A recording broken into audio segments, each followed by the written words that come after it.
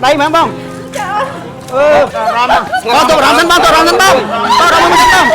bông bông tụi rồng sân bông miền bay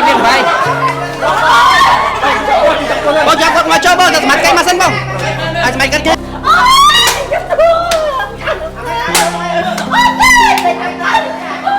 ប្រិមិត្តទស្សនិកជនឥឡូវកំពុងតែមានការភ្ញាក់ផ្អើលមួយកន្លែងបាទឲ្យផ្ទះវិឡាទុកចោលមានករណីបាទបរិះវ័យ30ឆ្នាំជាងមិនដឹងជាមានវិបត្តិបញ្ហាអ្វីទេ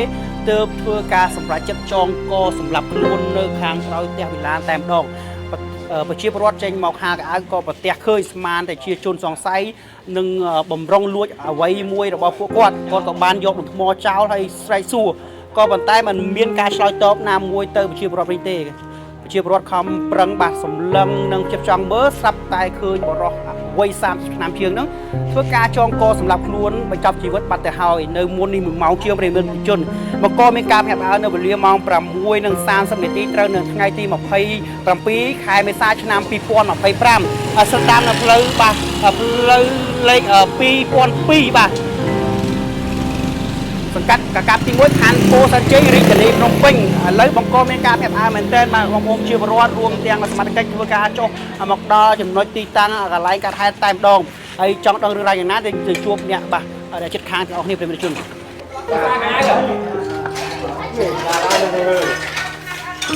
ាកៅដល់ហ្នឹងយ៉ាអត់ដឹងឲ្យលេងមកចោលលួចទៅអូស្មានតែចោលហ្នឹង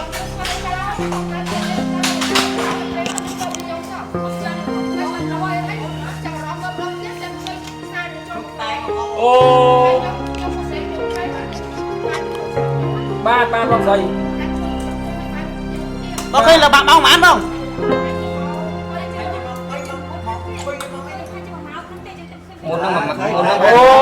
មុននឹងមុននឹងល្ងឹតតិចទេបាទមុននឹងតិចទេបងមានដឹងថាគាត់មានវិបត្តិអីបងមានដឹងថាគាត់មានវិបត្តិអីហ៎អ្នករស់នៅក្នុងនឹងអាចអ្នករស់នៅក្បែរហ្នឹងហ៎បងអ្នករស់នៅក្បែរហ្នឹងហ៎តែស្ថានភាពសាកសមមិនដែរបងចុះខ្សែភ្លើងចងកនេះខ្សែភ្លើងចងកបងប្អូនមកគ្នាបាទសាកសមនេះអត់ស្អុយហើយតស្អុយអីតំចងមិញអូតំចងមិញហ៎បងប្អូនចងមិញហ្នឹងយកបើថាគាត់មានអាការៈបែបណាឬក៏ចងមិញហ្នឹងអីច្រើនទេបាទគាត់យកខ្សែភ្លើងចងកបាទប្រិមត្តយើងឆ្លើយធ្វើការចងកមិនទាន់ដឹងថាគាត់មានវិបត្តិអ្វីនោះទេបាទគឺថាដំបូងមិនដែរបងបាទមុនដំបូងហ្នឹងគាត់នៅបងស្រីខ្ញុំគាត់ហាកៅបាទដល់ពេលហាកៅហើយគាត់ស្មានតែចោលគាត់អើតមើលដល់ពេលហើយឃើញគាត់ចុងកោហើយដូចបងឃើញចាក់ស្ដែងគឺគាត់ចុងកោស្លាប់នេះដូចជាខ្ទង់ប្រហែលជាប្រហែលម៉ោងខ្ញុំអត់ដឹងដែរគាត់ថាពេលឃើញនោះប្រហែលជាខ្ទង់ចិត្ត1ម៉ោងដល់ឥឡូវតាមភិនភាគអ្នកដែលធ្វើអតិឃាតហ្នឹងគឺអ្នកចិត្តខាងក្បែរខាងជាមួយឬក៏អ្នកដំណើរមកពីឆ្ងាយបងដូចជាអត់ដែរបានឃើញស្គាល់ដែរបងអត់ដែរគឺស្គាល់នៅបរិវេណម្ដុំភូមិហ្នឹងបាទអត់ទេបងអញ្ចឹងមានតែគាត់មកពីចម្ងាយបាទមកពីចម្ងាយផ្ទះវិឡាគឺទុកចោលយូរឆ្នាំហើយបងណាតែនេះទុកចោលយូរឆ្នាំហើយបងព្រោះមានចោលមានអីគាត់ឡើងកោះអញ្ចឹងណាដល់ពេលអញ្ចឹងទៅ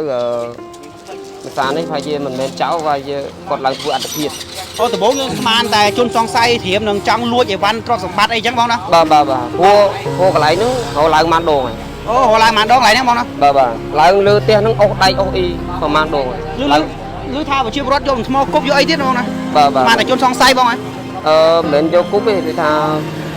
គាត់ស្មានតែចោលដល់ពេលអញ្ចឹងគប់អាតិចថ្មវាផ្អើចេញរត់អញ្ចឹងបាទស្រែកសួរបាទដល់ពេលស្រែកសួរទៅអត់មានឃើញសកម្មភាពគាត់អត់មានថាអត់មានបរិះអត់មានអញ្ចឹងគាត់នៅឈរស្កឹងដល់ពេលគាត់ឃើញកន្លែងមួយផ្លែតដល់ពេលគាត់អើតមើលទៅឃើញចុងកោបាត់ហើយដល់ពេលកន្លែងមួយផ្លែតឃើញជើងខោទេស្មានតែឈរអញ្ចឹងករណីមួយនេះអត់ទាន់ស្គាល់អត្តសញ្ញាណនោះទេបាទនៅបងនៅអត់ទាន់ដឹងភិនភាគគាត់ថាមានសាច់ញាតិទៅម្ដុំហ្នឹងអត់មានតែស្គាល់ទេក្មេងៗចូលមើលដែរតែអត់មានស្គាល់ទេអត់មានអ្នកណាស្គាល់នឹងចំណាំមុខគាត់ទេយើងអត់ដឹងថាគាត់មកពីណាខាងណានោះទេបាទអញ្ចឹងទុកឲ្យកម្លាំងជំនាញសមត្ថកិច្ចបាទធ្វើចាក់កោសោវិច័យហើយ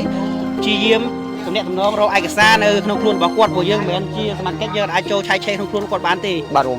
នឹងទុកឲ្យសមត្ថកិច្ចគាត់មានជំនាញគាត់ធ្វើវែងតែហ្នឹងទៅបាទអរគុណច្រើនបងបាទបងមកថតបងមកថតសិនមួយសិនបងមួយសិនចាប់ប្តីបងអត់បងមើលថតលើមួយនេះ nè bơ đấy មើលប្តីបងមែនបងមើលបង đây còn men ប្តីគាត់មែនហ្នឹងមែនបងហ្នឹងមែនមួយសិនបងមួយសិន នឹងមែនអត់ ហ្នឹងមែនអត់បង nhưng không mơ con to quá nhưng mà tụi tê មើលច្បាស់បងមើលច្បាស់បងអើយហ្នឹង អូប្តីគាត់ ប្តីគាត់បងប្អូនហើយប្តីគាត់ហើយ ហើយ បងតារ៉ាំបងតារ៉ាំបងតែគាត់ជិះមួយបងមួយបងមួយទៅមិនឈ្មោះដែរបង tôi chặt nhưng mà không tôi vậy mới làm mai ơi បងមួយបងមួយបងឡានបងចាប់គាត់បងយ៉ាត់ឡានបង